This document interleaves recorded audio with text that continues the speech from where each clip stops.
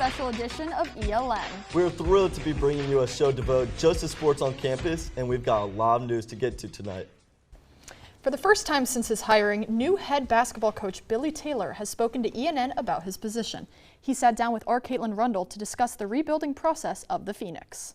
When you accepted the job, we did have 7 players in the transfer portal. When you come into a job like that, what is your mindset when you see just the situation of the team and what the possibility could be should those 7 players choose to leave? I think I have a different perspective on it because as a high school senior, my college coach retired. So I know what it's like to go through coaching transition. What's unique this time, is that players enter the transfer portal prior to me getting here as a coach. Previously you could come in, you could meet with the team, you could meet with the players individually, figure out where they're at in their journey, and some guys are going to go into the transfer portal. Some, it wasn't called the portal at that time, but some players would transfer and some would stay, and you'd figure out, what was in everyone's best interest. In this case, it was different because guys were already in the portal, so it was important for me to re-recruit our own players. And the guys that are invested in and engaged here at Elon, I want them to stay, and I want them to be able to help us build something special. There's a term that I keep hearing people use who are not out in the athletic community about like how are they going to fix the situation, and that might seem kind of like a harsh term, but to those people who don't totally understand the situation that's going on, what would you say to the fans, the Elon community who are kind of saying like, well, how is this going to get fixed? Yeah, I think it's hard to look at people and say fixing people. Because you don't fix people.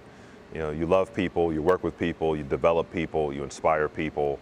That development piece is critical, and I think it's something that's relatable for our fan base to say, it's not about fixing, it's about development.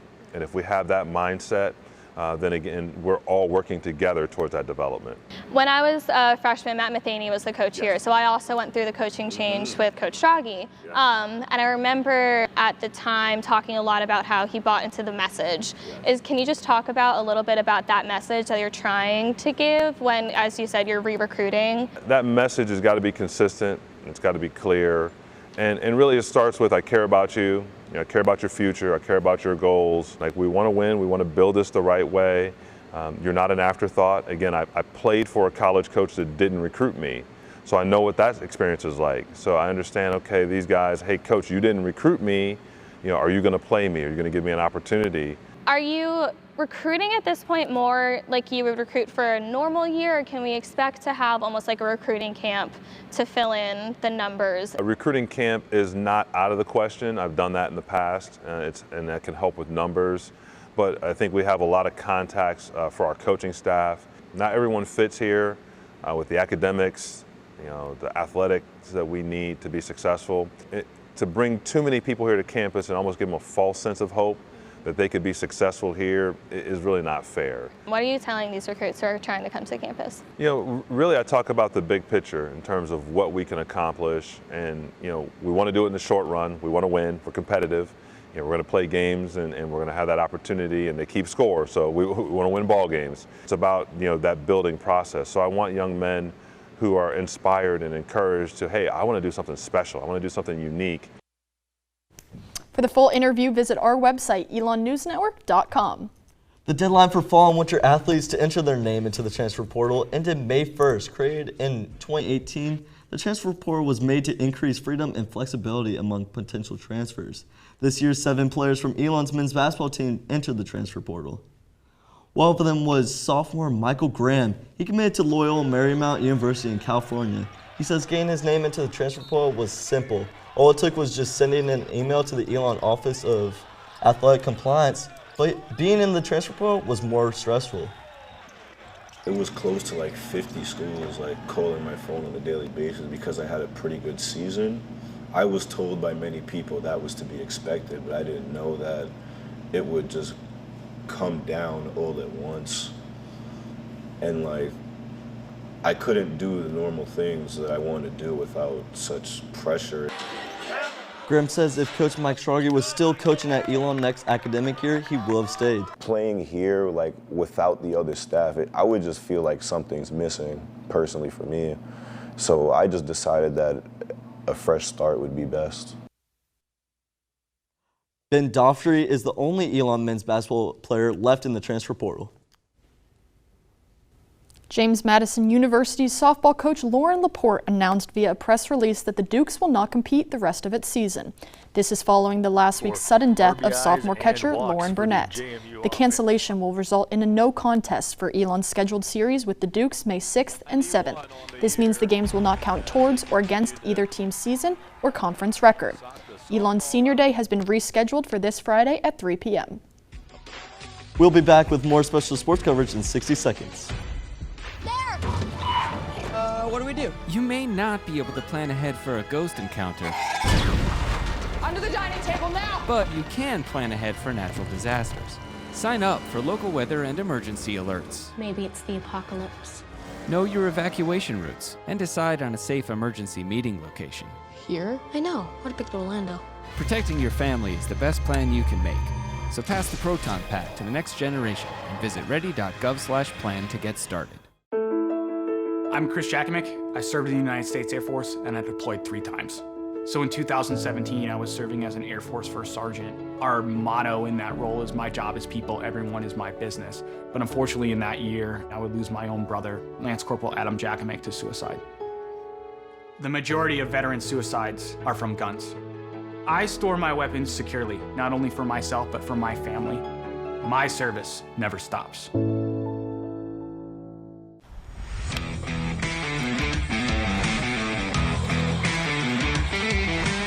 Elon Athletics' contract with Flow Sports was recently renewed and is now set to expire in August 2023. The university first partnered with the digital streaming service in 2019, but that decision came from the Colonial Athletic Association. The conference will choose to renew it or partner with a different program like ESPN. Elon Sports Vision coordinator Lucas Haskins says one of the major differences between the two is branding. Flow Sports allows its school to create all of their own graphics packages, while ESPN supplies its school with templates. ESPN also has stricter requirements to get on the air. Certainly makes it easier to get on air, which is always the goal, supply your fans with a way to watch the game. But as a producer and a person who loves to tell stories and loves a quality production, it's really tough, to lose these great resources. Haskins says James Madison University made its excitement about switching to ESPN clear when it moved to the Sun Belt Conference. But he says high viewership isn't the goal for every school, and broadcasting is still an expensive process, even with cheaper and more efficient options. It requires all of your schools being ready to handle that workload, and quite frankly, I don't think every CAA school is ready to be producing ESPN level of content, and so if they're not already at that level, that's going to require a lot of spending on their part. With companies like Amazon and Apple TV contributing to live game streaming, Haskins says there's a lot of untapped potential in the sports market. A new grant research initiative is focused on how mentorship impacts the Black student-athlete experience at Elon. Professor and principal investigator of the grant, Eric Hall, says he hopes that the grant will make sure Black student-athletes are supported. But I think the biggest benefit from this is that I think we're going to get some really interesting information about mentorship and sort of like how we can either enhance or expand sort of mentorship opportunities for Black student-athletes. The project is being slow due to delayed funding and approval by the Knight Commission on Intercollegiate Athletics. Despite this, Hall remains confident that the program can start to be initiated based on preliminary research in the fall. College student athletes are some of the busiest individuals on campus. Going from class to workouts to practices in addition to games and matches, it can be a lot. I followed freshman Matthew Doyle around to see what a day in the life looks like for the star golfer. I woke up at 6:30 this morning. I had a protein shake before we went to 7:30 a.m. workouts. Team that I'm on, we're like brothers. We all support each other through life and through golf. Here, you're kind of on your own. You need to be responsible. That was a big adjustment coming into college. It definitely affected my golf in the beginning, like all the stress and all the responsibility of it. You kind of needed to distribute time between different things. Hit at the range for a while, go hit some putts, just kind of sharpen everything up. We could end at 7 o'clock some days, we can end at 3 o'clock other days, just depending on what we're doing, how much work we want to put in. I want to keep improving. I want to be Conference Player of the Year. Those are my kind of lower goals. I'd like to be an All-American. After college, I want to turn professional and play on the PGA Tour. Obviously, there's a lot of work to do to get to that point because they're ridiculously good. But I think if we keep working hard like we are right now, I think we can get there. So how did it feel to get to do that interview? It was really cool kind of following him around because, I mean, even though he's a student athlete and does a lot of different matches and stuff, he's still a regular guy and has class. It's very interesting. I gotta set up my tea time. I keep forgetting. Coming up, we'll have our top 10 plays of the year. Meet Norm. He lives with anxiety, but with the help of this latest innovation from Be Normal, he can be normal, just like everyone else. With the swipe of a finger, you can project happiness, confidence, machismo. Why settle for being real when you can be normal? The Normal Maker, new from Be Normal. This item doesn't really work because there's no such thing as normal. We're all different. What we like, how our brains work. In fact, 1 in 5 of us live with mental illness. Don't filter who you are. Start by talking to someone you trust. And remember, there is no normal. Prescription drug pricing points to corporate Freedom of the press is about your right to know. It's about your right to be informed. Today, there are real threats to press freedom and your right to know about the world around us. We must protect our right to know, no matter what kind of news is important to you. Before it's too late, understand the threats. ProtectPressFreedom.org.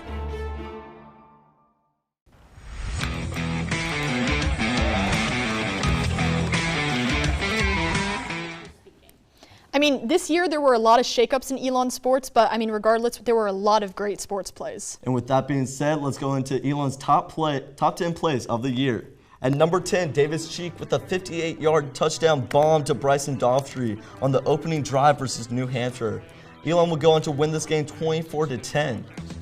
And then going into number 9, Scott Batney, his penalty kick goal versus Hofstra to send the men's soccer to the CAA title game. Elon ended up winning this game 1-0 and sent them to the championship. At number 8, Ali Searing with a walk-off home run for softball versus Drexel. Elon would go on to win this game 9-6.